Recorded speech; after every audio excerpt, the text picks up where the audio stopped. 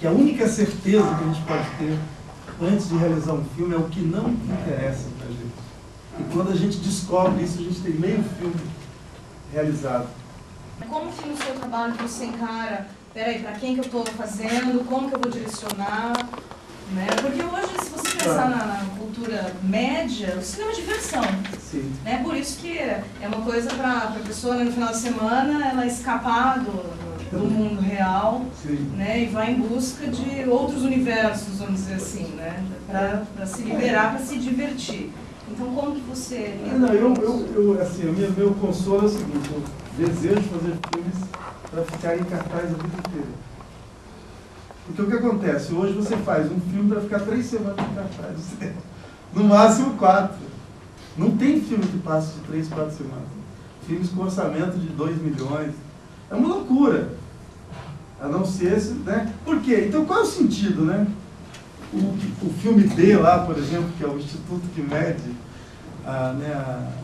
o alcance do filme, ele não leva em conta os circuitos paralelos, se passou aqui na Unicamp, se passou no sindicato e tal, se passou... Sabe, ele só mede ali os filmes que passam no cinema. Reivindicar a condição cinematográfica para o cinema documental significa levar em conta a intertextualidade, sabe, o diálogo com as outras artes, entendeu? Isso que ele fala de técnico, poético, social, entendeu? Todos esses componentes podem ser levados em conta. E sobretudo, a origem do próprio cinema, que é a pintura. Né? Na medida que você ignora a pintura, né, quer dizer, o próprio enquadramento, o quadro, né, a luz é a matéria-prima. Né? E a gente tem que se desarmar o espírito dessa origem sacra do documentário, né, do que não pode fazer, sabe? Isso aqui é a manipulação da realidade. O cinema em si é uma manipulação. Né? O cinema ele só nasce através de um truque, né?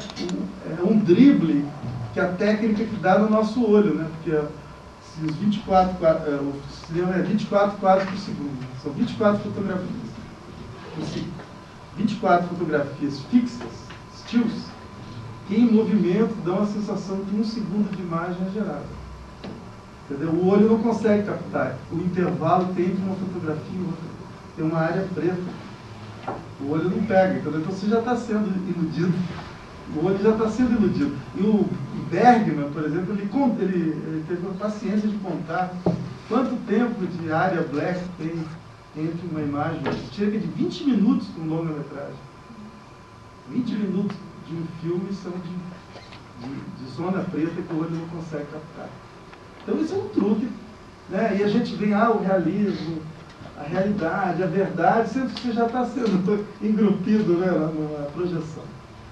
Então, peraí, por que não se lançar mão de alguns procedimentos, né, da chamada ficção, em nome de uma procura, né, de uma investigação? Por que a gente tem que ficar numa área restrita ao plano americano, a um comportamento polido, né? A gente, né, como se fosse uma heresia, você deslocar alguma... É claro que tem várias formas de estratégia. O Bresson, por exemplo, ele diz que a gente deve retocar o real com o real. Essa é uma postura dele, e ele acha que, né, para se desvelar o real, a gente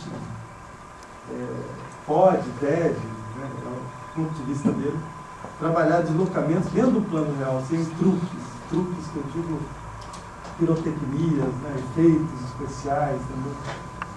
Como trabalhar esses deslocamentos, né? Quer dizer, porque o personagem, quando você vai até uma casa, né, de uma pessoa, né, ela tem a sua trincheira ali, né? Ela está te esperando, ela tem um discurso.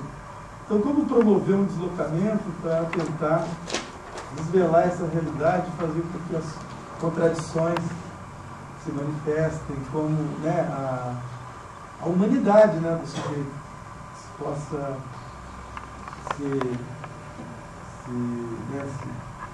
deixar ver. Agora, tudo isso depende do pacto, aí vem as estratégias. o pacto que você tem, o jogo que você estabelece com o seu personagem, com a sua realidade, né? Essa relação é muito tensa, né? Que aí vem uma discussão sobre uma outra questão que a gente falou ontem, uma confusão que as pessoas fazem entre ética e moral, né?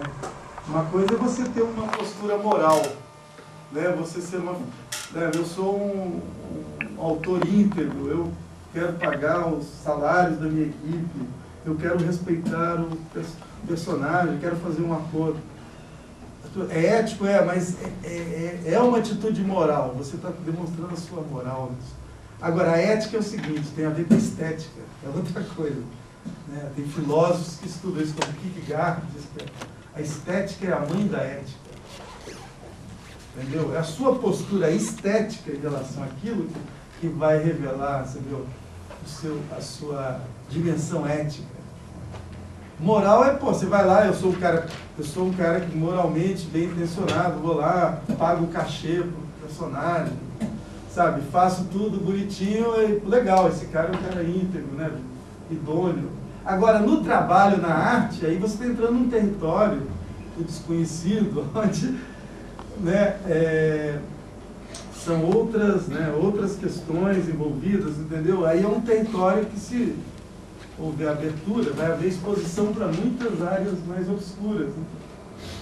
Então é melhor, por isso que eu acho que essa ideia do documentário tradicional tem mais a ver com aquela distinção que o Godard faz entre arte e cultura, né? Quando ele diz que a cultura é a regra, a arte é a exceção. Então, quando se vai fazer esse jogo, não, eu vou fazer um documentário cultural. Aí é um jogo muito claro, né, onde você sabe onde as peças vão ficar, onde as regras são nítidas, né, onde o sujeito recebe as perguntas, ele sabe do que ele vai ser perguntado, entendeu? Sabe aonde ele escolhe aonde ele vai se defender, né?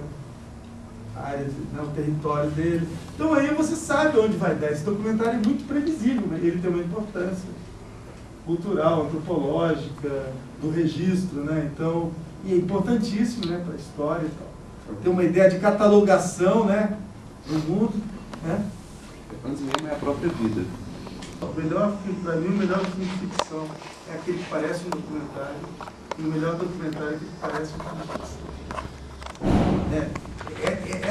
Essa frase dele é genial, porque realmente, quando você está vendo um filme que te arrepia, te toca, te arrebata, você não para e fala, será que é um documentário? Será que isso aqui ficou manipulado? Você é inundado pelo filme, atravessado pelo filme, e aí acontece uma experiência estética, né? Então esse documentário, né, você vivenciou, houve uma sensação de transcendência. Transcendência não no sentido religioso, né, de descolamento, né, descolamento da realidade, até para você justamente poder vê-la, né, por outra perspectiva.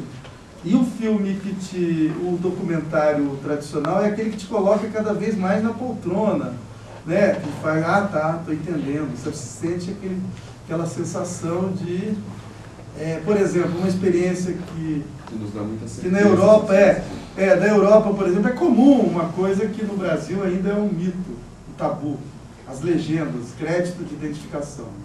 Eu realizei um filme, Anabases, que eu dirigi, né, com o Paulão Rocha, e a gente, uma grande discussão sobre isso, qual a necessidade de identificar os personagens que estão falando.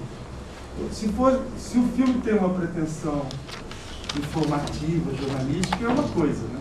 Então você tem necessidade de informar, esse sujeito está falando é arquiteto, ele é, professor de história da arte. A outra coisa, se tem uma pretensão artística, aí você tem que sair desse campo informativo, né, do carinho. De autorizar o discurso, né, João? Ele sabe o que ele está falando. Exato, então, uma autoridade é o cara que vai justamente corroborar a tese que está sendo defendida no filme. Aí a gente, uma longa discussão com o montador, a gente decidiu extrair os créditos. Então pessoas aparecem, e só no final, né, os letreiros final aparecem, por ordem de aparição, tal.